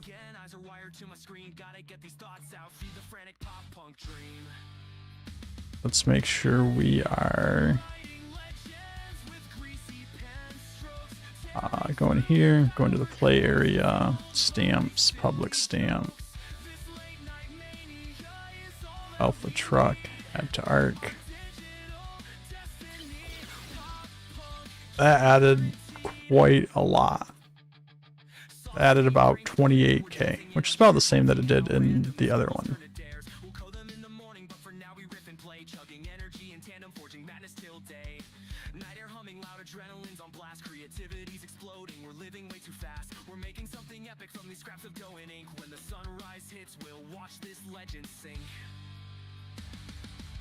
Then if I just do player join,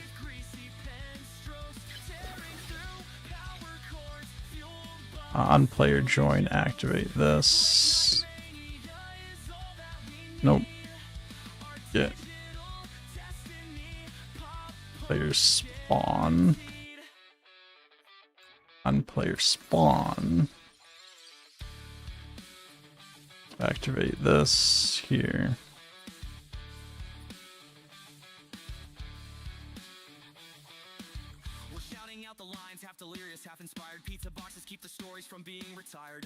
Just want to make sure that's in the rotate. Yeah, so it's rotating with it.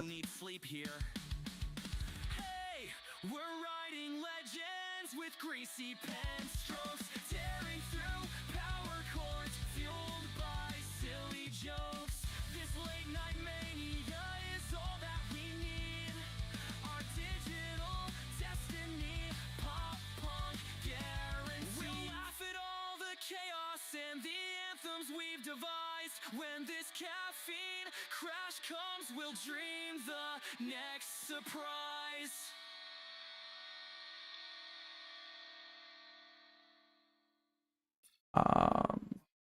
So yeah, I mean, I guess, I don't know. I don't know why some things are blowing your guys' PI scores up that high.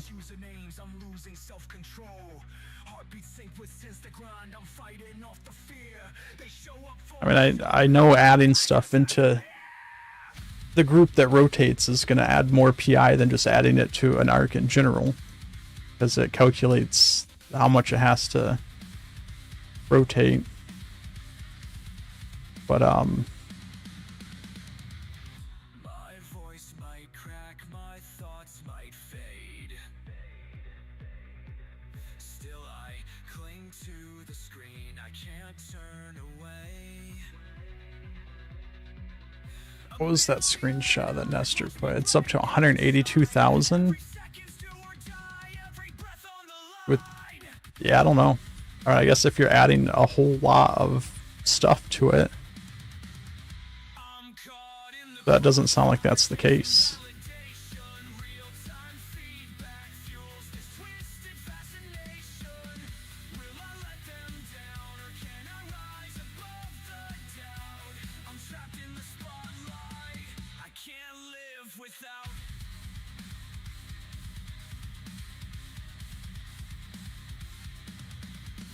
Check 1 2, the chat blows up, spilling secrets. I'm addicted to the rush, a flood of hearts on the screen, but it's never enough. Spikes in adrenaline, then I feel the crash rough. Am I just a puppet for the cheers and the hype, holding on to every follower like it's saving my life?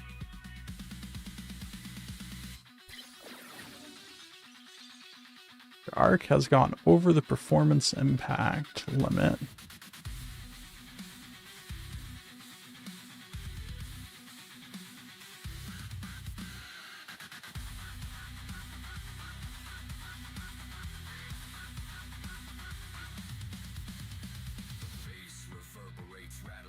Alright, let's... So this on its own is only 11k PI, but that blew mine up to 226k.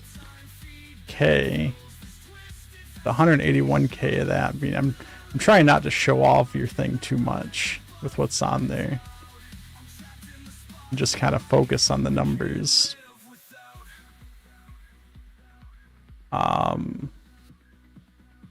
So if I simply remove that from the play area, so interestingly, removing it from the play area didn't reduce anything. If I remove it from the stamp altogether, it still doesn't do anything to that number.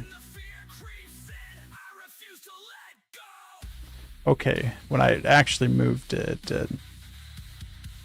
So if we go back into here, add this to this group, that doesn't change the PI much. And if I go into the play area, add this to the play area,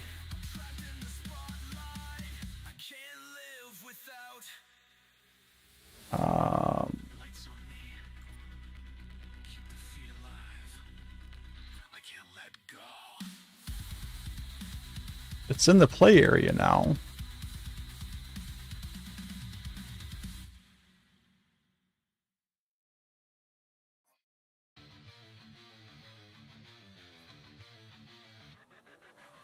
When I moved it, what'd you say? Get the problem message when they are near each other. Which is, interestingly, I got the same thing, right? I moved it over here.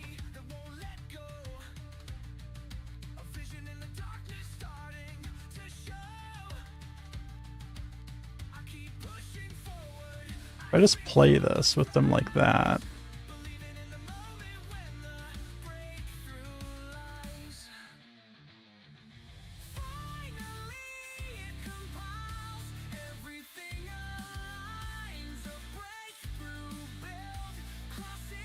it's really strange.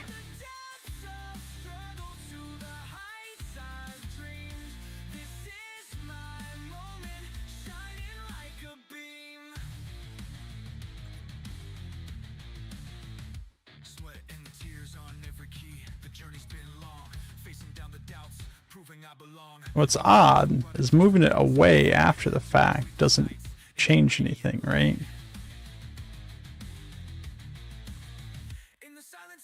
But if I remove it from the play area and move it, then it does.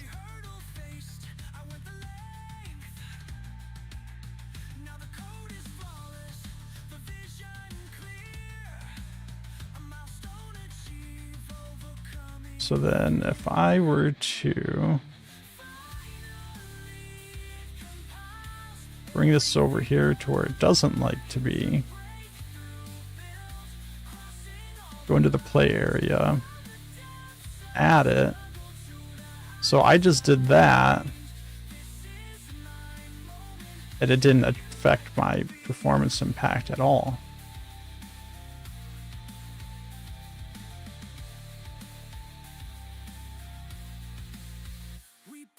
Okay, Jesus.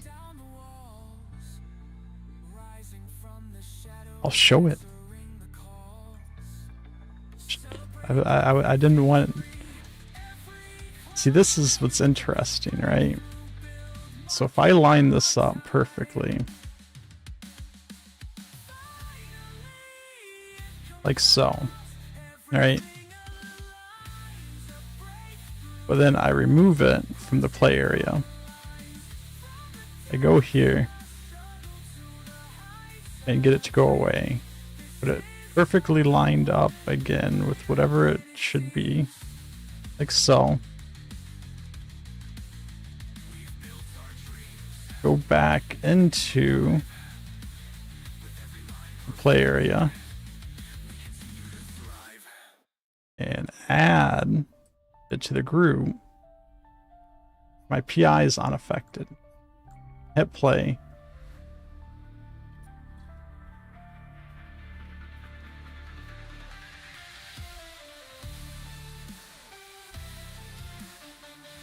And it plays okay. When I come back out, what's it got? Okay, so when I come back out, it is the PI is blown up. So that's really weird. That you have nothing in here.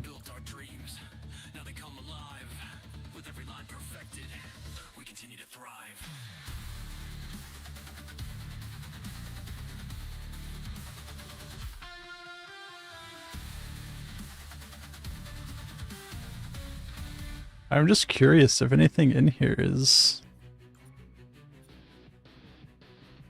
I don't want to like dig through all the stuff, all the stuff you built.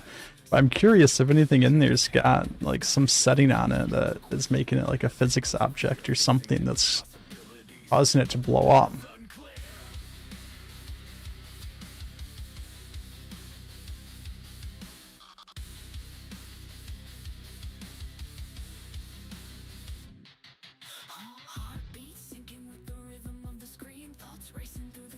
And the problem here is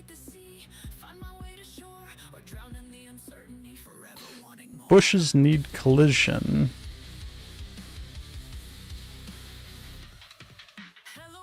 So just out of curiosity, I mean, like turning the collision on and off on a single bush is changing my PI by 15.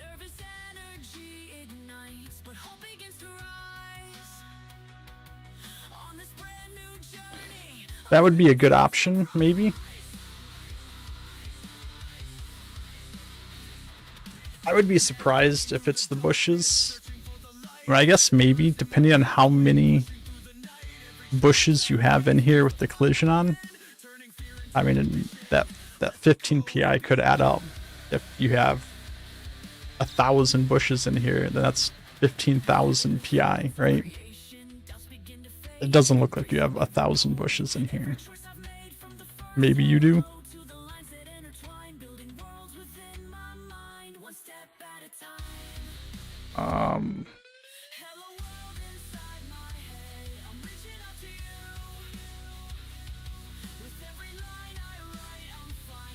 So something like this.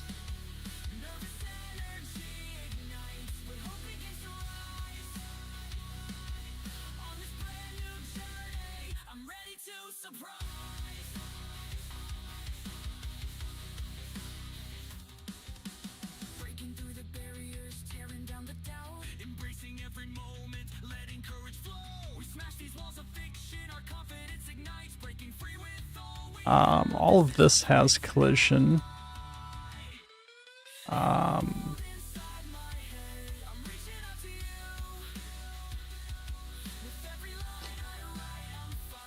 Which again, toggling collision on those is still only like 15 PI. Your terrain tile, turning collision off on the whole terrain tile doesn't change anything. So I'm not really entirely convinced it's collision.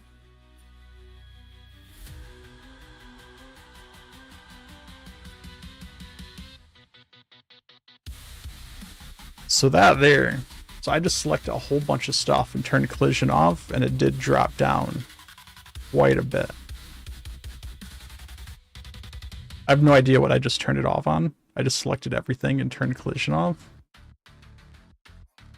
So something in here is affecting it based on collision. It might be worth going through and seeing if toggling collision on and off on certain things will bring that number down.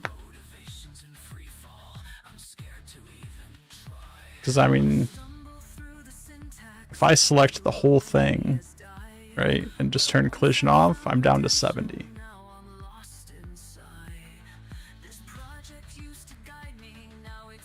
Right?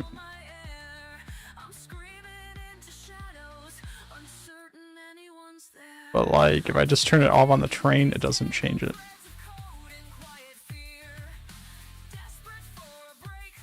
You remove, so the grass kicks up, but it's too small, you can't see it. So if you remove the grass, so there's something in here that has collision on that is possibly affecting it.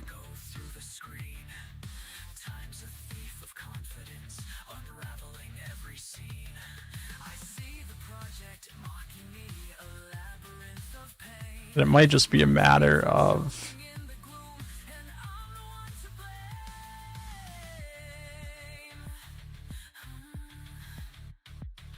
digging through and trying to figure out what it is. It's like grabbing the bunny in the middle here, which I'm trying to see if I can grab just that bunny or all the pieces of that bunny. So if I do like this, target all those, no collision. That's only 6K. So I don't know what it is, but something in here when I turn the collision off, or maybe a few things in here. Because yeah, if I turn collision off on everything in your group, I mean, I can get that PI down to 69K.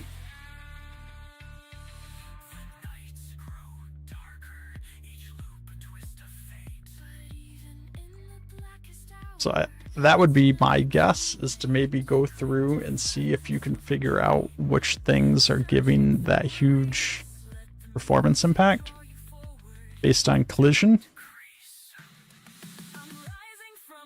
and see if replacing it with an invisible wall, like turning collision off on that thing but putting an invisible wall there, gives you the same effect.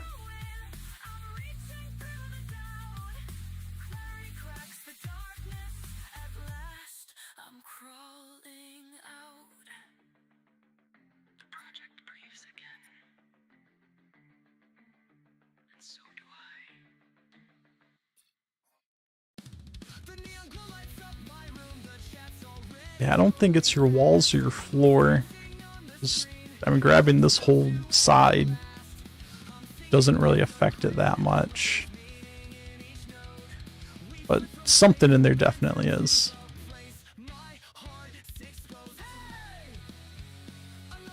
So, hopefully that was helpful.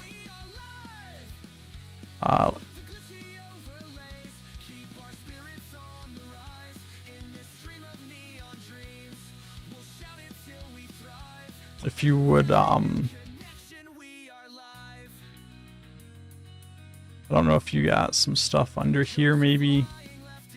Doesn't seem like it's the tiles or the walls, but definitely something in there is.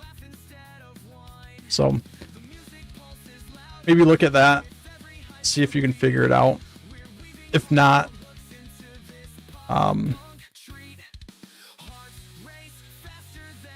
at the end of the, I mean, the biggest problem is that error that says it's not going to let you publish the stamp, right? I don't think I've put in the judging criteria anything about performance score. So if you have an incredibly high performance score, that's not going to hurt in any of the judging criteria.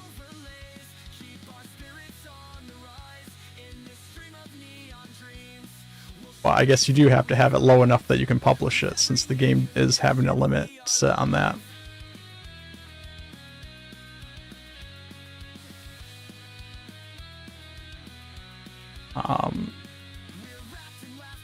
Yes, it has to be playable.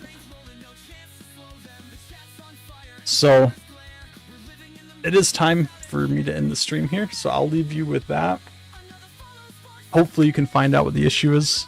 If you spend some time digging through there and can't find it, I can try to dig through all the little individual things and see if I can pinpoint exactly what it is. But yeah, I mean, just the fact that I can go in here and just turn collision off on everything, that brings it down, 200k. But like selecting individual things, it's only affecting it by like 15 points. Something in there, or at least one thing in there, maybe a handful of things in there, is blowing up that PI just by having collision on.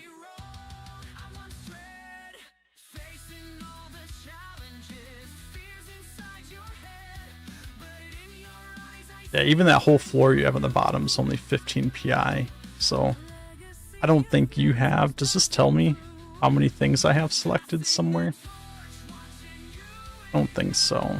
Just as multiple items. But yeah, something in there.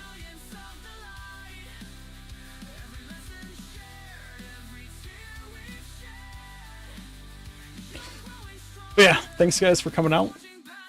I'm glad you guys are diving into the Marble Maze Challenge.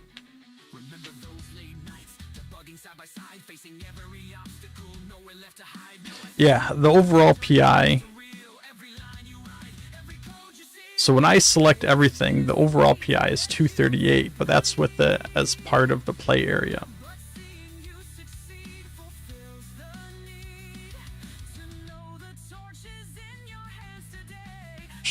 I don't think... Oh, I'm selecting the whole thing. Hold on. Yeah, so the whole thing here is 11,254, like you said. But when that's calculated out with the rotate node, rotating all of that, something's collision box is probably super expensive on PI.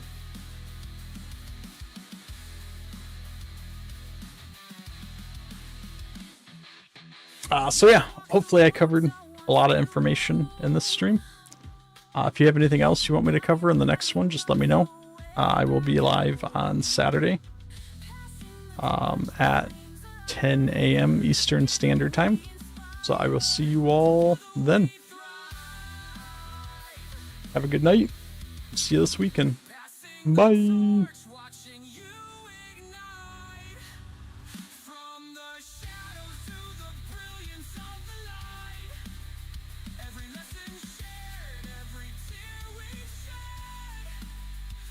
Growing